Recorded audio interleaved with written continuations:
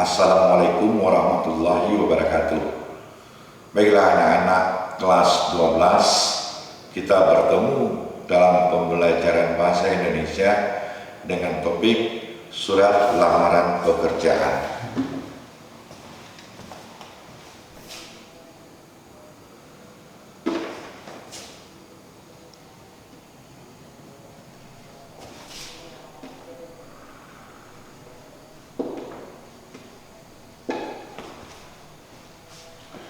Surat sebagaimana kita ketahui secara jenis dia disusun berdasarkan masalah yang disajikan. Dengan demikian surat dapat kita artikan sebagai salah satu karangan yang mengupas berbagai macam masalah dalam berbagai macam persoalan. Kemudian surat lamaran pekerjaan adalah surat permohonan yang dibuat seseorang untuk mendapatkan pekerjaan pada suatu lembaga. Nah, berarti surat lamaran pekerjaan ini bersifat formal atau bersifat resmi. Mengapa? Karena dia melibatkan dua orang. Pertama secara pribadi, kemudian melibatkan lembaga atau tempat dia akan bekerja. Nah, surat lamaran pekerjaan ini bersifat eksposisi. Dia bersifat eksposisi. Dalam penulisannya, orang menerapkan ada dua model penerapan dalam surat lamaran pekerjaan. Pertama, model bergabung.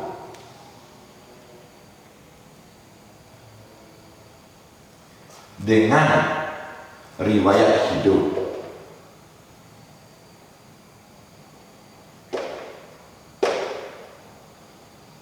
Atau dikenal CV. Kemudian ada model terpisah.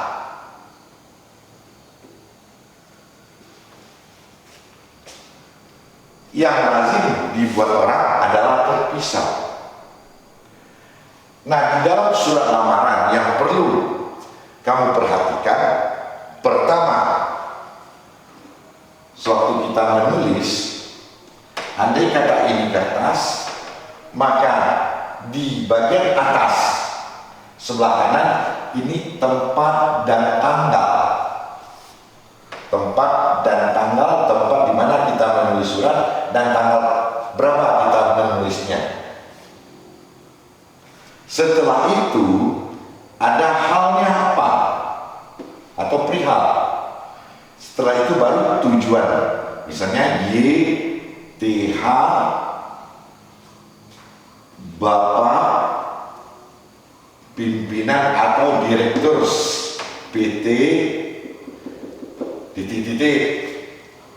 Kemudian jalan di mana tempatnya di mana tempat alamat pos yang akan kita tuju.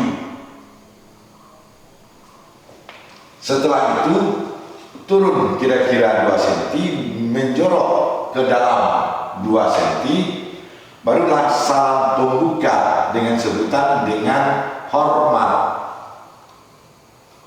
Setelah dengan hormat kita tidak memberi titik, melainkan koma. Mengapa?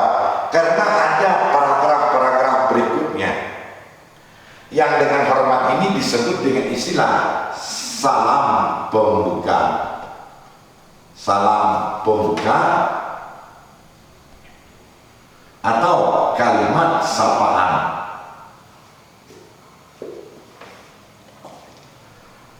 Setelah itu dibawa dari baru kita buat berdasarkan apa kita membuat surat permohonan itu. Kalau kita membuat surat lamaran itu berdasarkan iklan, maka kita buatlah berdasarkan iklan yang Bapak muat pada harian surat kabar titik-titik. Saya merasa cocok untuk itu. Dengan demikian, saya yang bertanda tangan di bawah ini, buatlah data kita yang memuat nama, tempat tanggal lahir, pendidikan, alamat, agama, dan nomor HP. Pernyataan diri itulah yang disebut nanti tesis atau pernyataan umum. Setelah tesis, barulah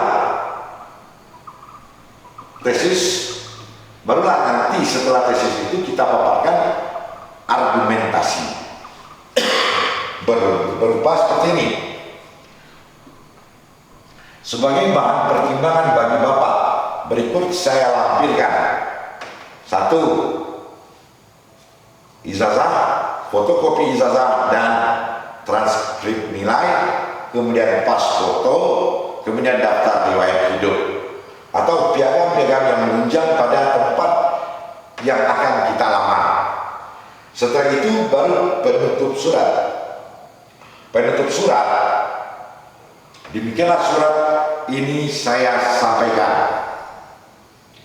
Besar harapan saya Bapak dapat mengabulkannya. Titik. Kemudian kanan bawah kita tulis hormat saya.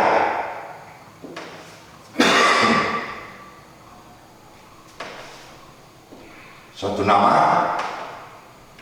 Antara hormat saya dengan nama, barulah kita beri bubukan tanda tangan.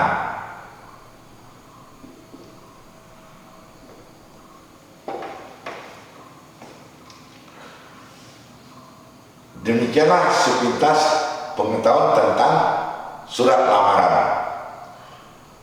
Untuk lebih jelasnya, kamu dapat membaca di buku paket terbitan Depdikbud mulai dari halaman 1 sampai halaman 30. Setelah kamu memahami bacaan tersebut, kamu buatlah ringkasan dan contoh surat lamaran pekerjaan.